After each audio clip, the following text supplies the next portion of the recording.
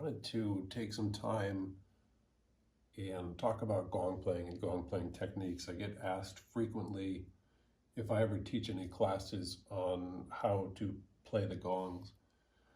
Most of the time I spend trying to teach people how not to play the gongs, but today we're going to approach it a little bit differently and go over some very basic gong stuff. We're not going to do any gong dancing or any gong twerking or none of these exaggerated dance moves to make it look more complicated than it is. We're going to talk about just how to approach a gong, a new gong, an old gong, and this might be especially helpful if you're shopping for a gong.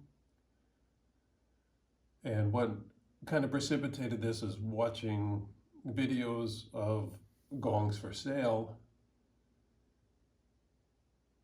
and watching people hit at the gong. They're not playing it, they're hitting at it.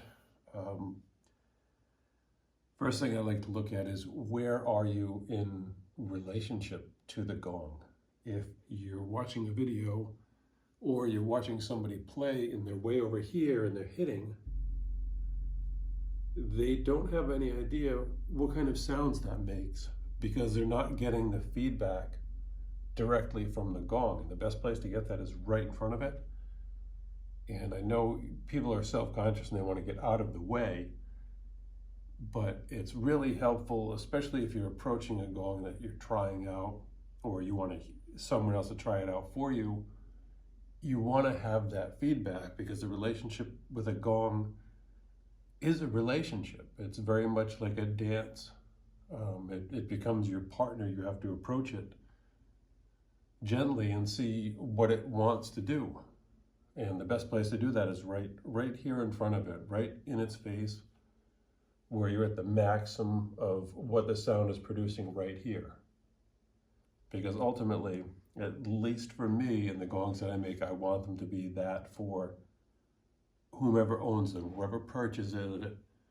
I want it to be magnificent for them. I don't care how it sounds in the back of a class 40 feet away. I don't care what the participants necessarily hear. I want it to be important for this person because this is a one-on-one relationship you have. So to begin, I like to open up gently, and I generally like to do that with one of the bigger mallets I have, like the Ali S815, because that's really going to open that up.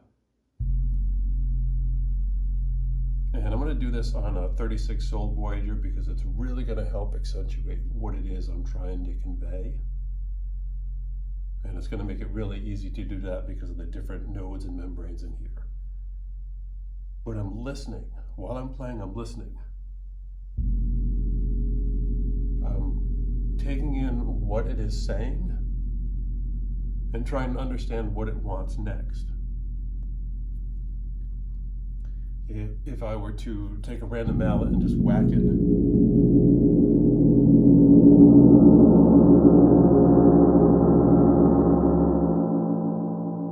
it all becomes just noise. All the sounds come together and you miss all those delicate notes. And when you approach it gently, you can hear the different layers that pop out.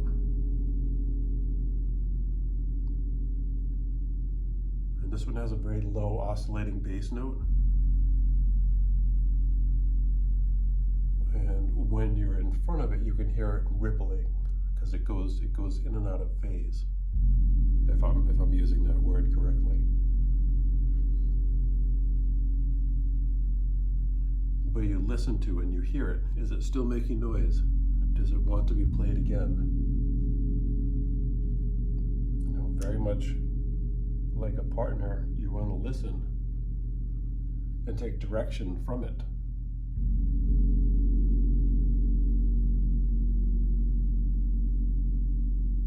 So as that opens up, I can hear the sustain to it, and I can hear the sound is kind of fading off. And it's asking more from me. It's not asking me to smash it. It's asking to be tickled. And I'm following it. I'm not meeting it full force as it's coming back to me. I'm letting it lead.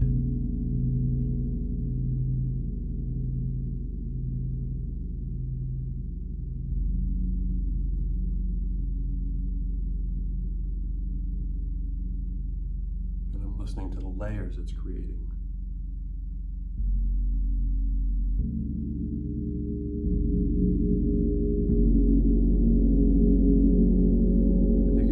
Opening up,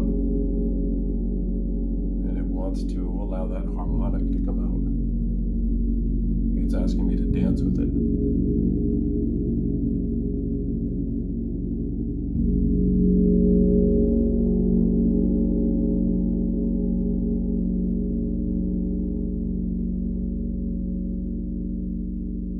And now I have an idea of kind of where it wants to go. I can hear some high end into it.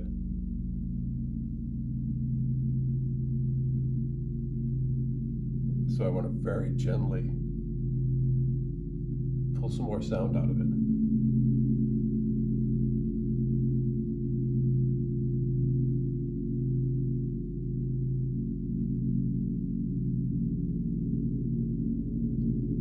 And I think the rhythm of your gong is very important.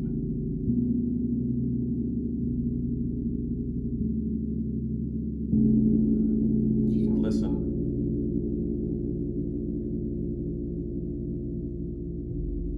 and let it tell you where it wants more.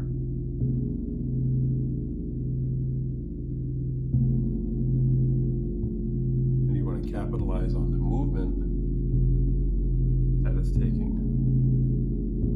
You don't want to meet the force with force because that'll cancel it out.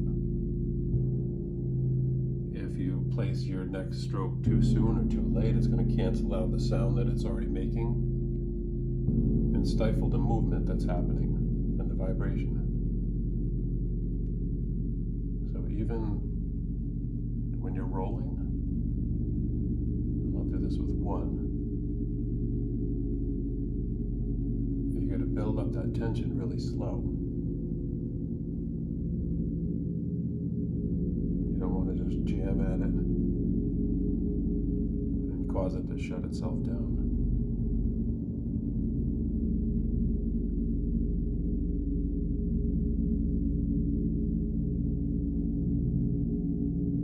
And you listen, and you follow it to where the sound wants to open up.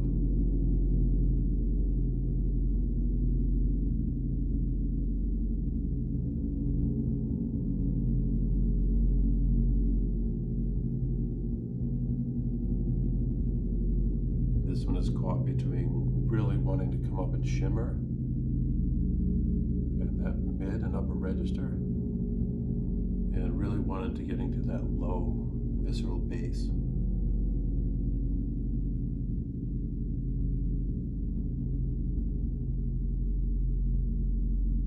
And you're timing. You're trying to time your strokes with its output.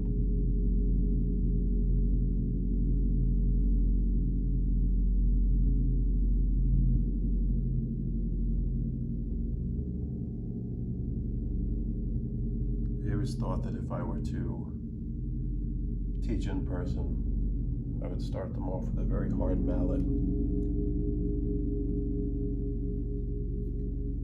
which I don't have any of here, and ask them to play to where they don't hear the sound of the mallet, to play ever so gently.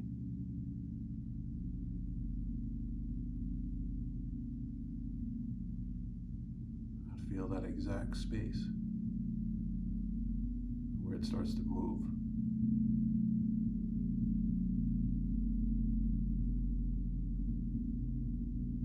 You can't go too fast, so it'll shut it down.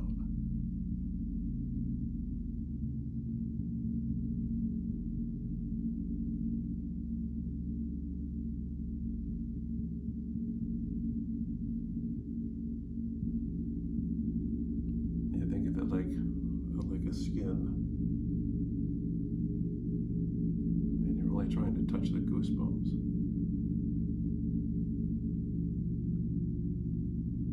You're barely allowing the fleece to touch the skin of the membrane. Just enough to make it move.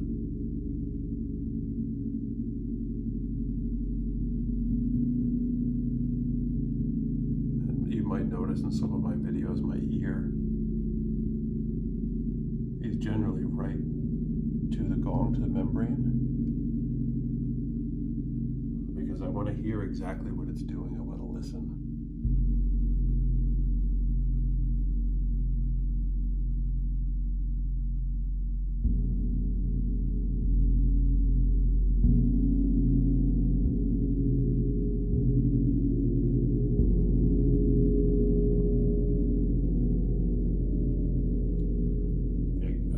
This is really useful for training and learning because there's so many different modes to it.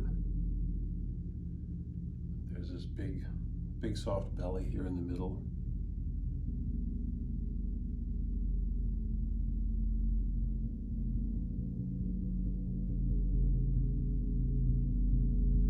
And then when you get to the halo, the material is very tight.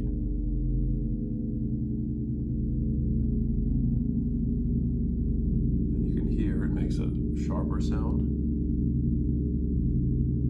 and it brings out more of the mid-range tone.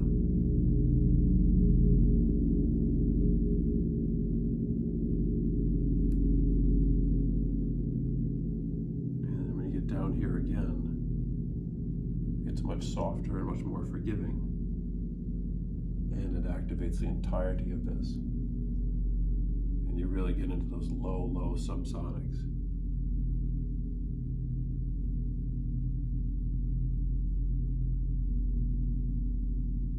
And then when you go further down here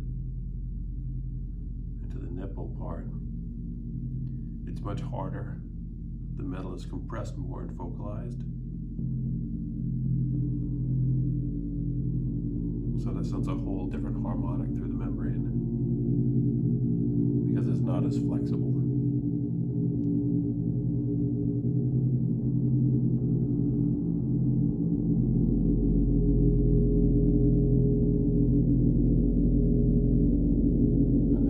It's going to get a little tighter again.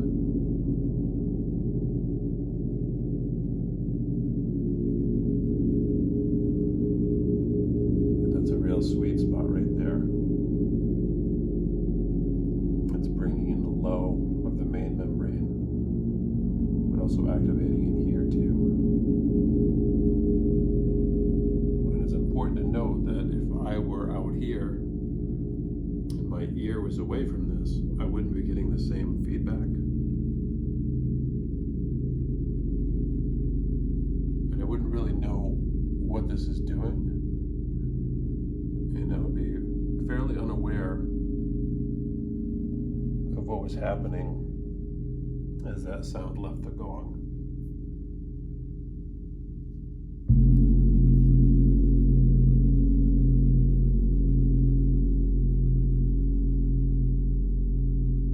These are really phenomenal gongs in the sense that you can feel this.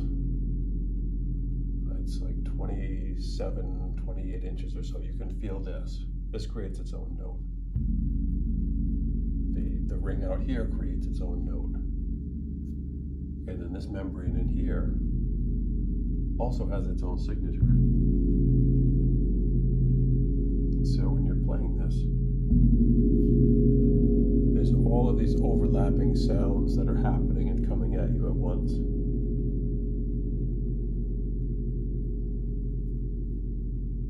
And then they create a chorus of sound.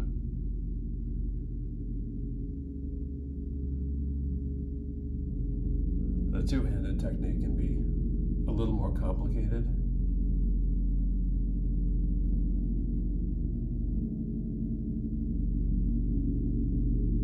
You gotta find the rhythm that activates it and creates a synergistic sound rather than being offbeat. And when you strike on this side, by the time you hit here, the wave has traveled, and then you cancel it out. Sometimes you can luck out and it creates a really nice harmonic. But many times if you rush into it, you're going to cancel it out. And you'll see what I'm playing. I'll often play with the cadence of it.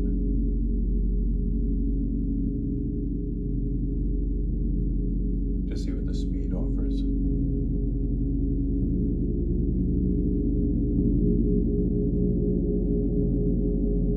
And sometimes I'll rock it like this.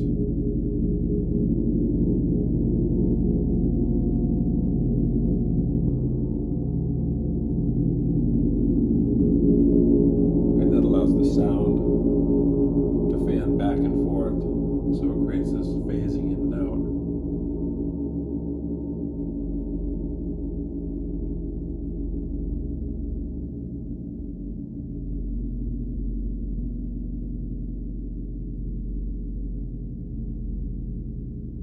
And I think the exercise sometimes is to play it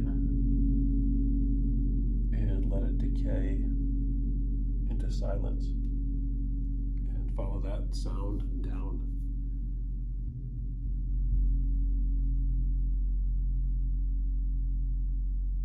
Because while your mind is following that sound, the mind is silent.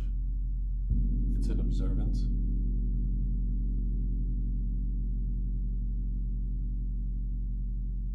It's another technique that I'll use a lot is like a fingering or a muting with the hand. I usually do it on the bottom, but for demonstration, I'll do it up here. And you can see it restricts the movement. Keeps it from really hitting that high register. And it can become very drum-like, very heartbeat-like.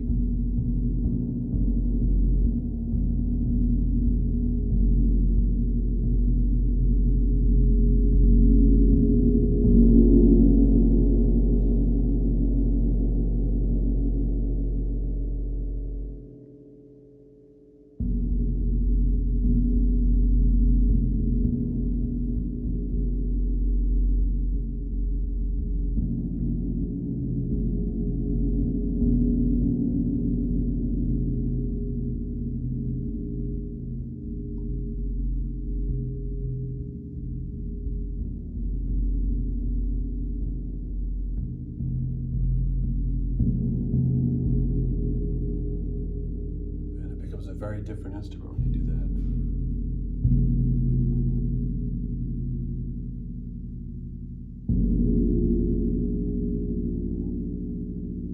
Diminishing the highs creates a whole different effect.